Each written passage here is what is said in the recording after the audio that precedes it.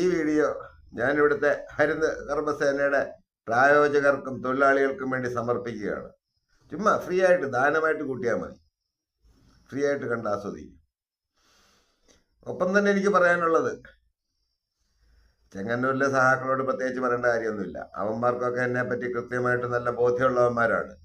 ആ ചെങ്ങന്നൂരിന് പുറത്തുള്ള സഹാക്കന്മാരോട് എനിക്ക് പറയാനുള്ളത്, കൂടുതൽ കയറി ചൊറിയാൻ നിൽക്കരുത്. ചൊറിഞ്ഞു കഴിഞ്ഞാൽ ഇങ്ങനെ നൂറുകണക്കിന് എൻ്റെ കയ്യിൽ ഇരിക്കുക പഴയ സ്റ്റോക്ക്. അതാണ് ഇന്ന് യൂട്യൂബിലും ഫേസ്ബുക്കിലും ഞാൻ പബ്ലിഷ് ചെയ്തിട്ടുണ്ട്. മുൻകാല ചരിത്രങ്ങൾ 2012-14 കാലത്തേ ഉള്ളത്.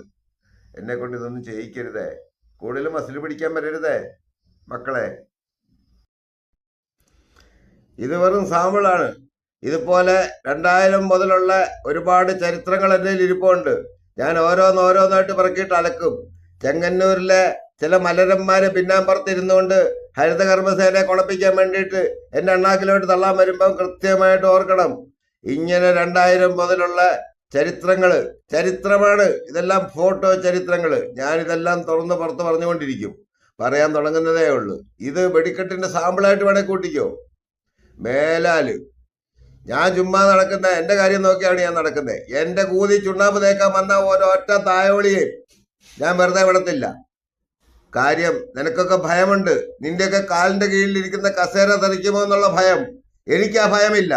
എനിക്കതിനാരെയും ഭയക്കേണ്ട കാര്യമില്ല. എൻ്റെ കാലിന്റെ കീഴിലിരിക്കുന്നതെന്ന് പറഞ്ഞാൽ വെറും സാധാ കസേരയാണ്. ഇത് തെറിച്ചു പോയാൽ എനിക്കൊരു മലരും സംഭവിക്കാനുമില്ല. അതുകൊണ്ട് ഈ ചില പോലീസുകാരെ വിട്ട് കളിപ്പിക്കുന്നവന്മാരും ചില ഉദ്യോഗസ്ഥരെ വിട്ട് കളിപ്പിക്കുന്ന പിന്നാമ്പുറത്തിരിക്കുന്ന മൊത്തം മോമാരും അറിയണം, നീയൊന്നും നോക്കി എൻ്റെ രോമത്തെ തൊടത്തില്ല. തൊടാൻ നിനക്കൊന്നും ആംബിയറില്ല, ചങ്കുറപ്പില്ല. അതിന് തൻ്റെ ഇടം വേണം.